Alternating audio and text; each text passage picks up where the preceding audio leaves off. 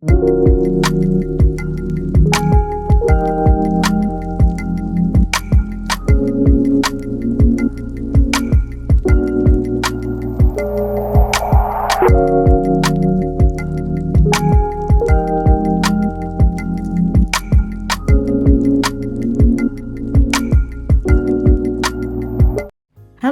and welcome back to Excellence Noir. Today we are talking about Annie Turnbo Malone, the trailblazing beauty mogul. Many of you have heard of Madam C.J. Walker, but did you know that Madam C.J. Walker had a mentor, and her mentor's name was Annie Turnbo Malone? So let's get started. Born in Metropolis, Illinois in 1869, Annie was the 10th of 11 children. She was orphaned at a young age. She attended a public school in Metropolis before moving in 1896 to live with her older sister, Ada Moody, in Peoria, Illinois.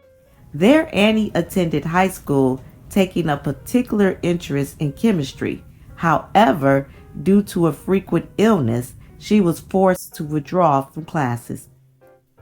By the early 1900s, one of her first products was a liquid shampoo, but Annie was particularly interested in finding a way to straighten hair that didn't damage hair follicles. Women often use bacon grease, heavy oils, and butter to straighten hair. Some also used a mixture of lye and potatoes.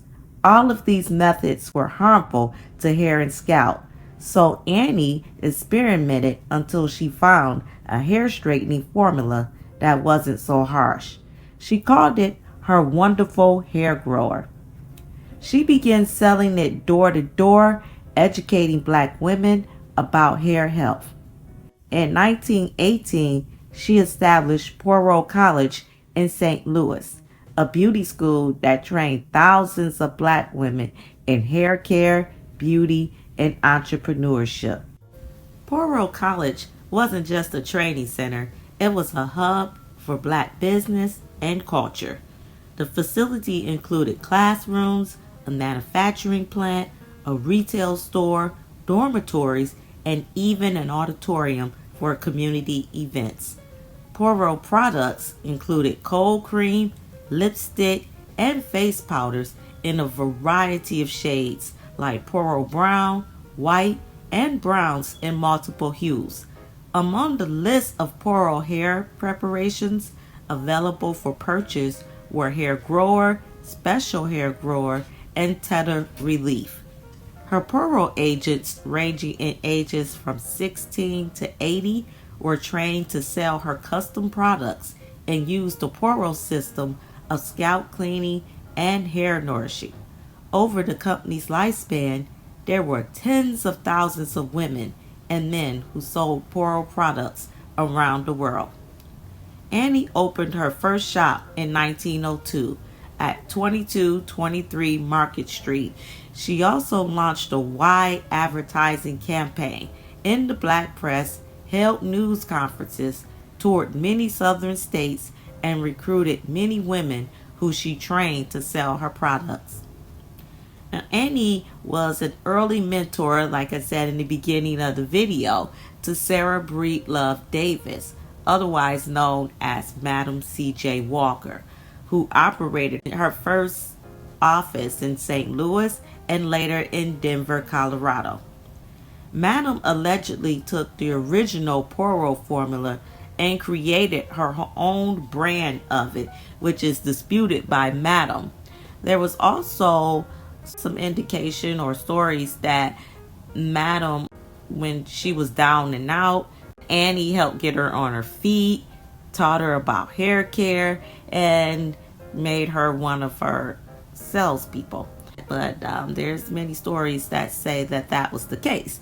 So this development was one of the reasons which led Annie to copyright her products under the name Poirot, because there was a lot of rumblings and stories that Madam took Annie's formula and created her own.